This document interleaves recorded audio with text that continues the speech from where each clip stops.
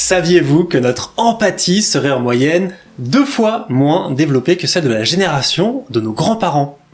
C'est le résultat surprenant d'une étude menée en 2010 par l'université du Michigan.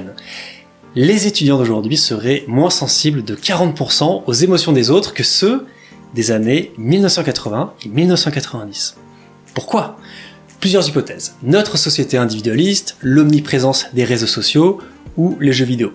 Mais l'important, c'est les conséquences que ça a pour vous. Par rapport à votre plein potentiel, votre façon de communiquer serait 2 fois moins efficace. Vous auriez 2 fois moins de chances de susciter l'adhésion des autres et 2 fois moins de facilité à résoudre les conflits avec eux. Et si vous pouviez changer tout ça? Et si vous pouviez devenir plus convaincant, plus sociable et meilleur conciliateur? C'est possible en développant votre empathie et je vous propose 2 manières d'y arriver.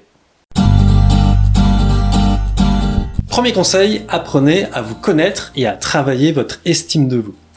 Plus vous vous connaissez, plus vous pourrez connaître facilement les autres. Apprenez à voir vos émotions, la façon dont vous fonctionnez et la façon dont vous pensez. Un bon moyen d'y arriver est de tenir un petit carnet où vous notez vos pensées et ce que vous avez appris de vous-même pendant la journée. Vous pouvez par exemple décrire un événement qui s'est passé, puis vous vous posez 4 questions.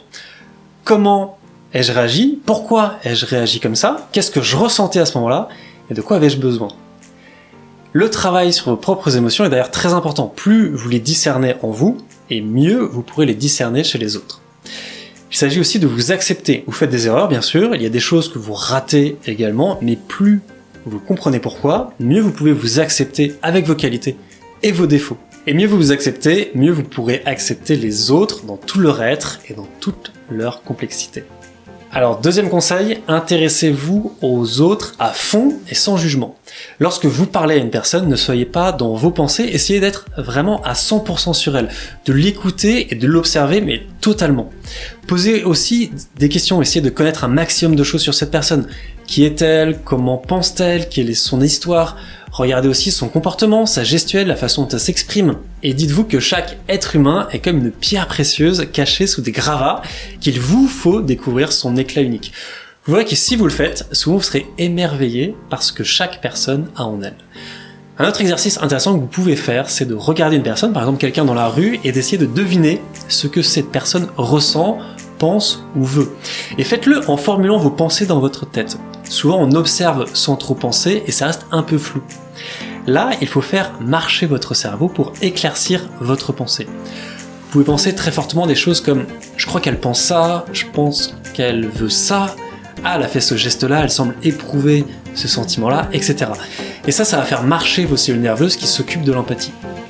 Surtout, abstenez-vous de juger, même lorsque la personne que vous observez fait de mauvaises actions, car juger coupe l'empathie. Donc essayez seulement de comprendre pourquoi cette personne a réagi ainsi, quelles pouvaient être ses raisons ou ses sentiments. En conclusion, si vous voulez développer votre empathie, sachez que cela demande un long travail et que vous pouvez progresser où que vous en soyez aujourd'hui.